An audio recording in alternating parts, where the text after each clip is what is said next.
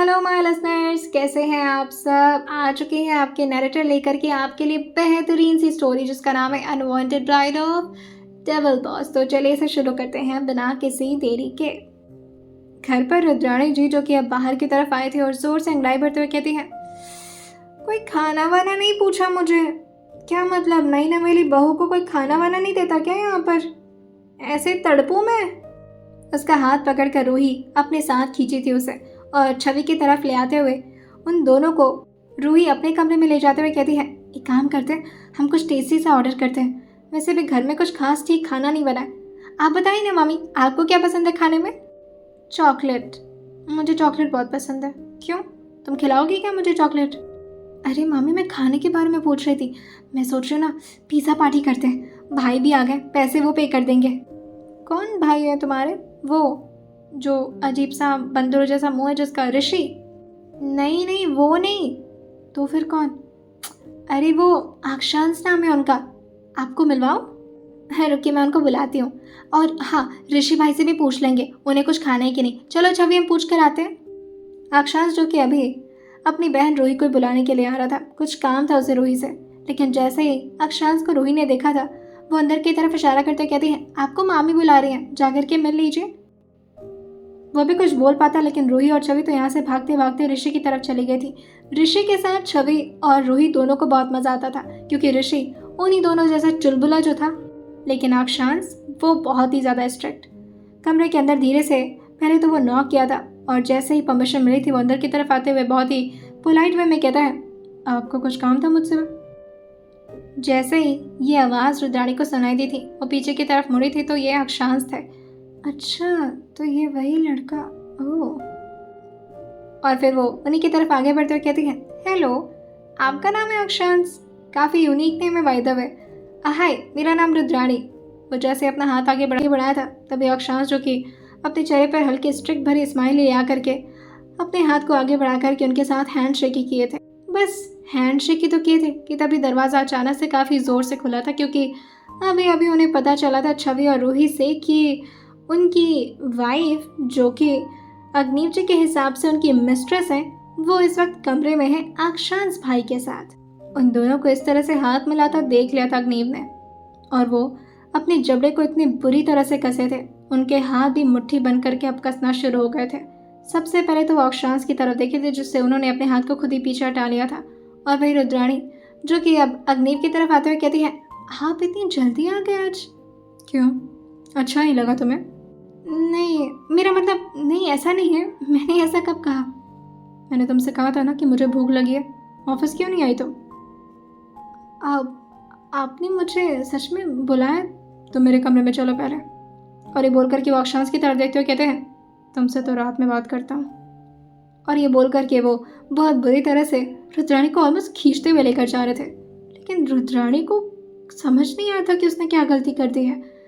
क्या मतलब, उसे एक्सरसाइज कराने के लिए अगर ले भी जाने तो वो आराम से भी बोल सकते हैं। और वैसे भी रुद्राणी तो उनके हर बात को बहुत अच्छे से मानती है, उनके हर ऑर्डर को फॉलो करती है। फिर भला इतना गुस्सा क्यों? अंदर की तरफ ऑलमोस्ट धक्का ही दिया था, लेकिन रुद्राणी का बैलेंस बहुत परफेक्ट था। वो खुद को आराम से बैलेंस की थी, और फिर जैसे तैसे करके खुद को बेड से टिकाते हुए कहती है, अरे अरे अरे, इतना गुस्सा क्यों कर रहे हैं? मैंने कुछ कर दिया क्या?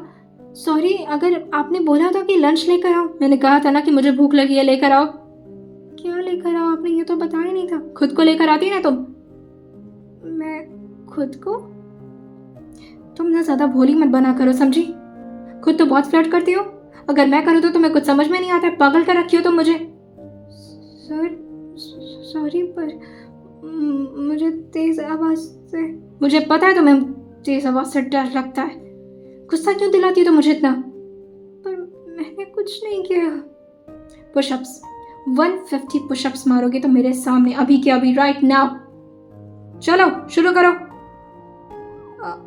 ऐसे नहीं तो क्या? नहीं मतलब वो ऐसे साड़ी पहनकर। हाँ तो साड़ी उतार दो तुम्हारी। नहीं।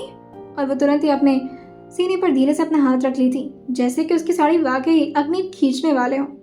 वो तुरंत ही उसको फिर से अपनी आंखों से इशारा किया था कि वो अब बेंड हो चुकी थी उनके ठीक सामने, और काउच पर आराम से किसी महाराज की तरह अग्निव जी बैठ चुके थे, अपने हाथ में ठंडा ठंडा पानी लिए हुए, और उसके साथ वो आइस को इस तरह से घुमाए जा रहे थे जैसे कि उनका इरादा इस पानी को पीने का तो बिल्कुल भी ना हो।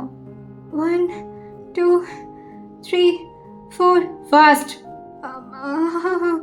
5 6 7 8 9 10 11 12 करते जाओ और रुकना मत, क्योंकि अगर रुके तो जान लेना क्या होगा तुम्हारे साथ।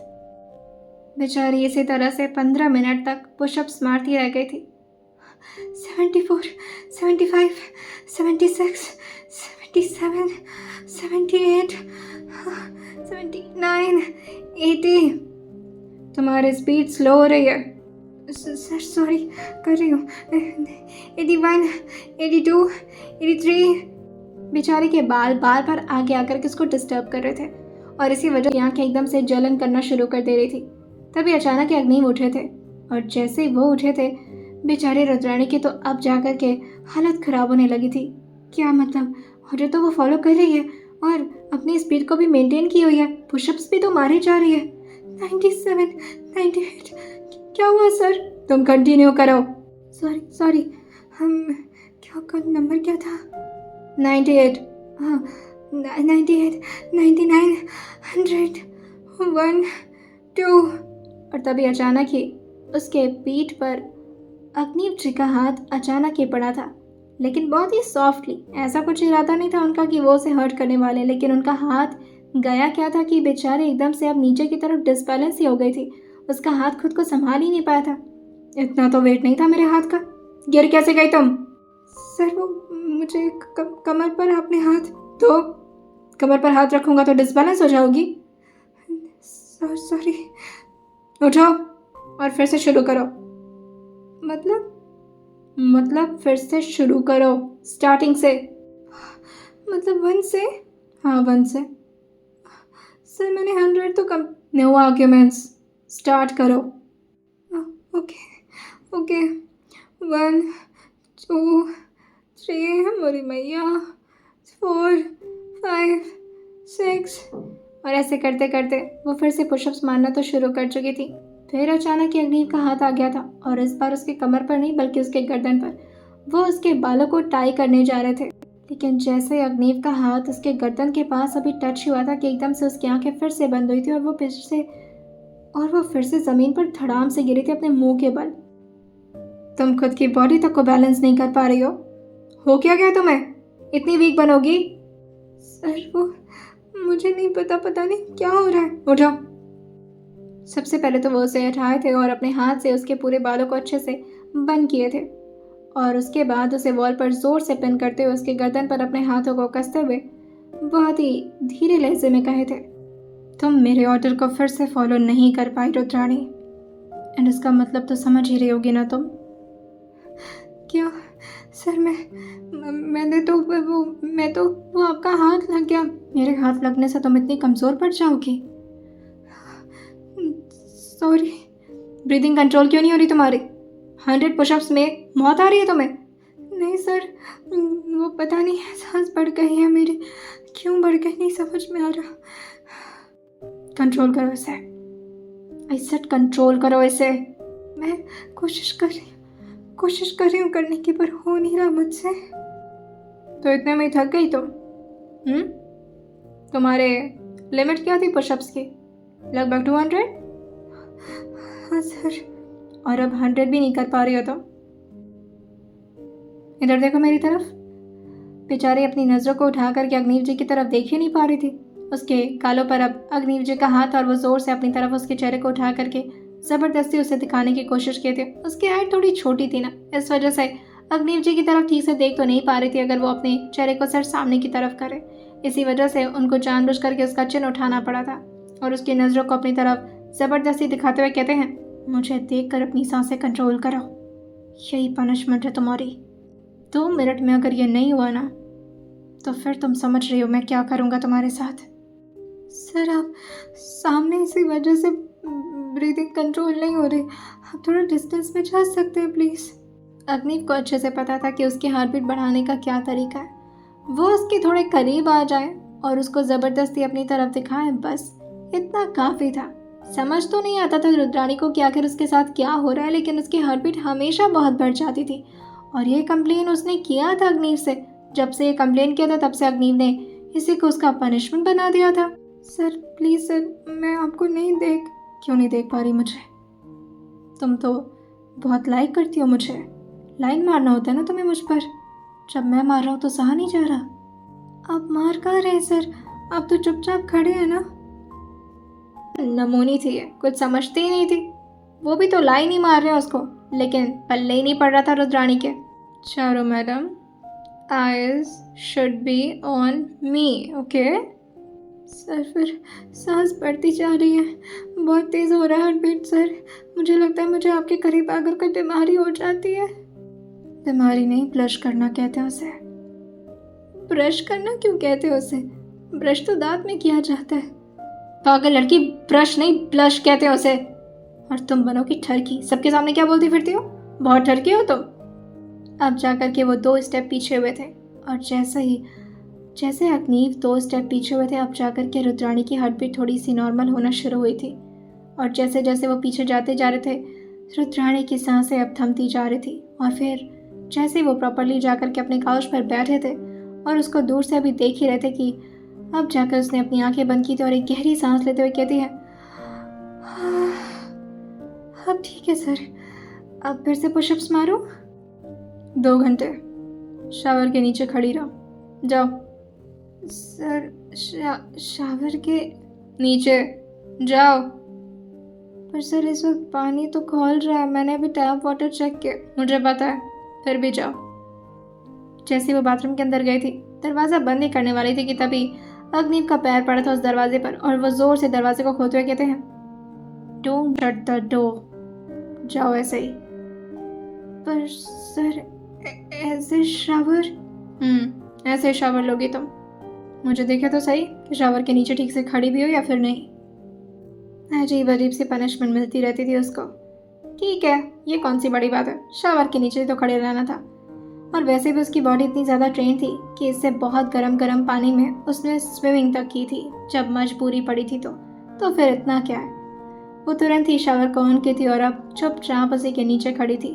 और वहीं डोर के पास टिक करके अग्निव, जो कि उसको देखते हुए कहते हैं, तुम्हें पता भी है ये मैं क्यों करवा रहा हूँ? वो अपने चेहरे को नाम मिलाते कहती है, नहीं वो शायद मैं पुशअप ठीक से नहीं मार पाई। आइंदा से किसी से हैंडशेक मत करना, अच्छा नहीं लगता मुझे। मैं अब जाकर के उसके दिमाग में आया था, अक्षांश को उसने हैंडशेक किया था इस वजह से उसे शावर लेने के लिए।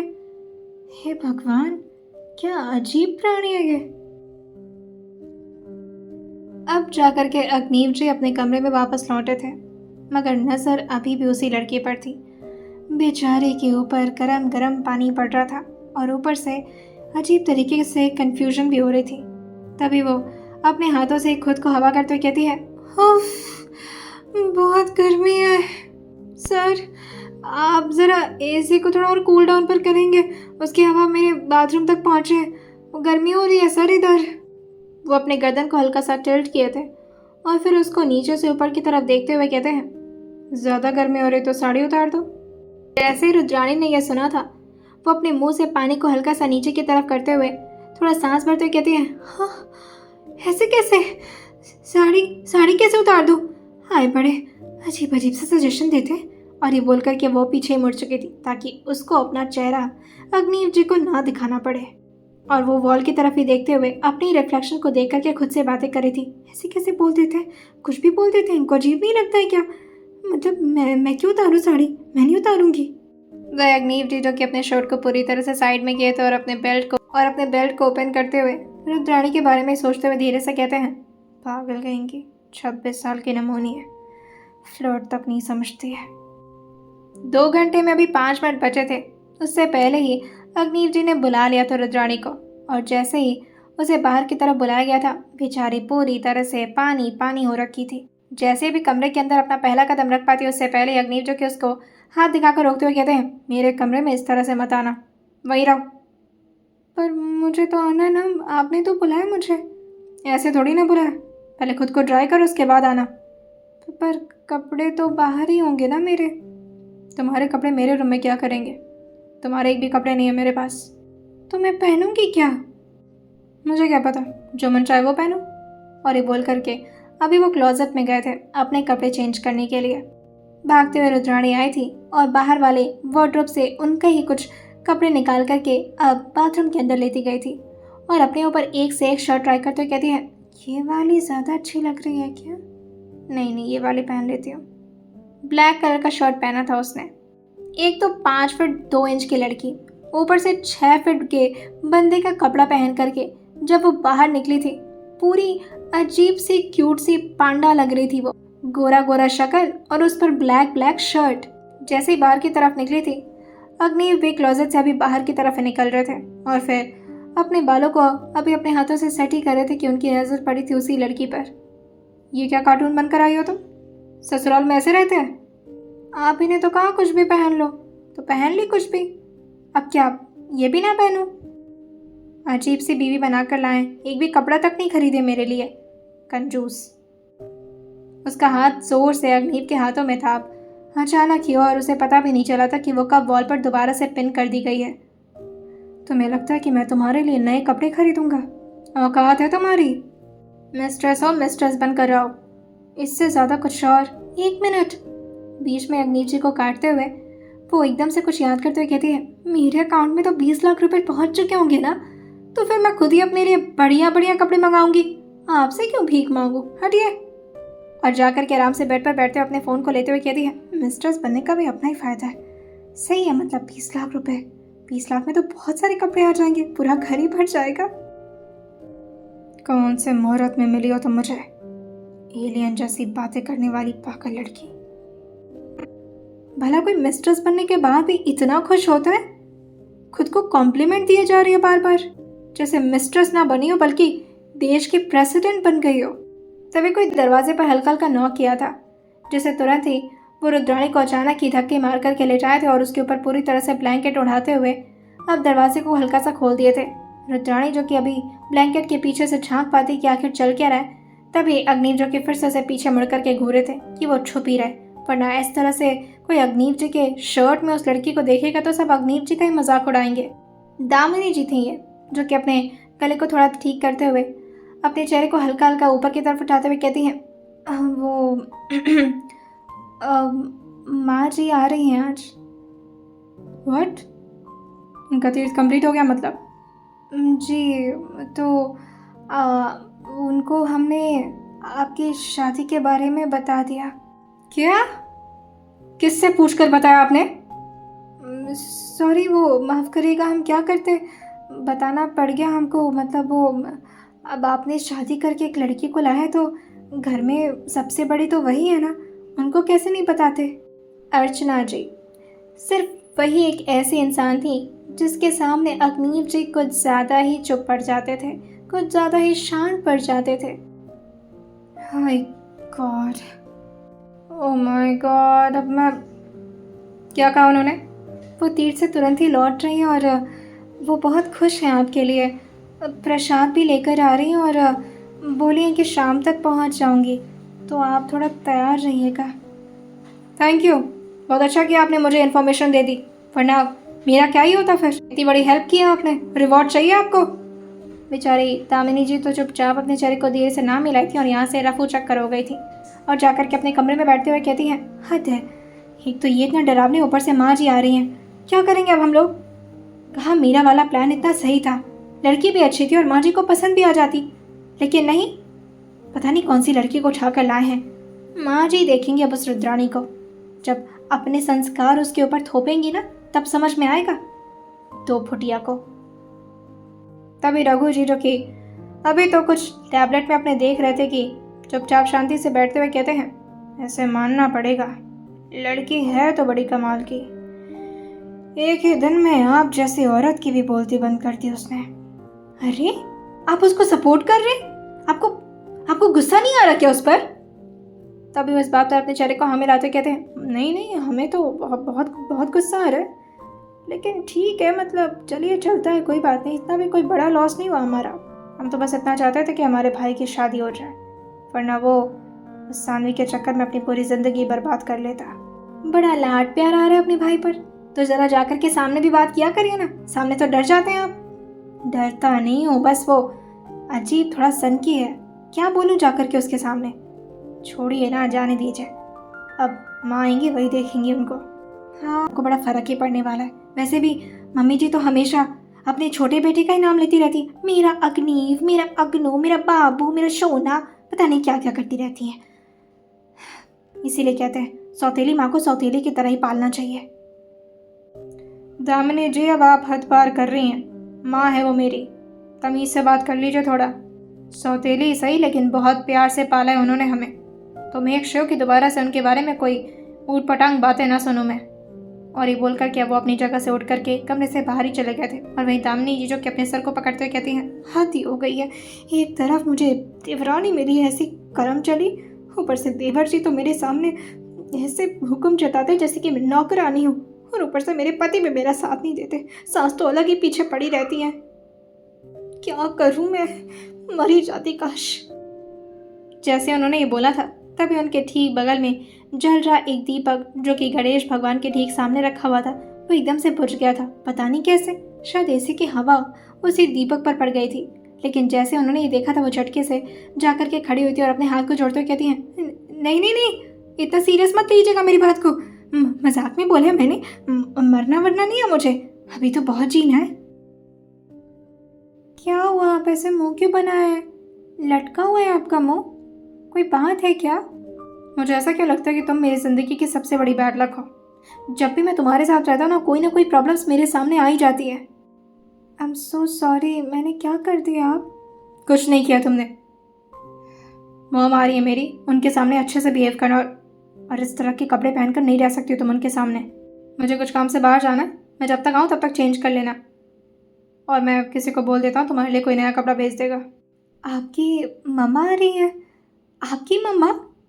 हाँ क्यों, मेरी मम्मा नहीं हो सकती? मैं क्या आसमान से टपका हूँ? नहीं नहीं, वो उनसे मिलने का मेरा बड़ा दिल चाह रहा था। अच्छा, वो आ रही हैं, अब मैं भी उनसे अच्छे से मिलूँगी और उनको अच्छे अच्छे खाने भी खिलाऊँगी। उनको क्या पसंद है? तुम्हारे हाथ से तो कुछ भी पसंद नहीं आएगा, सोचना भी मत। और ये बोलकर क्या वो तैयार हुए थे और फिर पता नहीं कहाँ निकल गए थे। रुद्राणी ने जितने सारे पुशअप्स किए थे और उसके बाद जितना उसने शावर लिया था, थकान नहीं हो रही थी उसके शरीर में। और वो ब्लैंकेट जो कि अभी तक तो उसे अग्निव जी उड़ा कर गए थे, उसे खुद ही पूरी तरह से ओढ़ करके उसी ब्लैंकेट के अंदर आराम से छुप करके अपनी आंखें बंद करके ठाए ठाए सोने लगी थी। वैसे भी उसे नींद बड़ी प्यारी थी। आइए जानते हैं अब आने वाले एपिसोड में क्या होने वाला है, और सुनते रहिए unwanted bride of devil boss सिर्फ और सिर्फ स्टोरी विद सौम्या के साथ।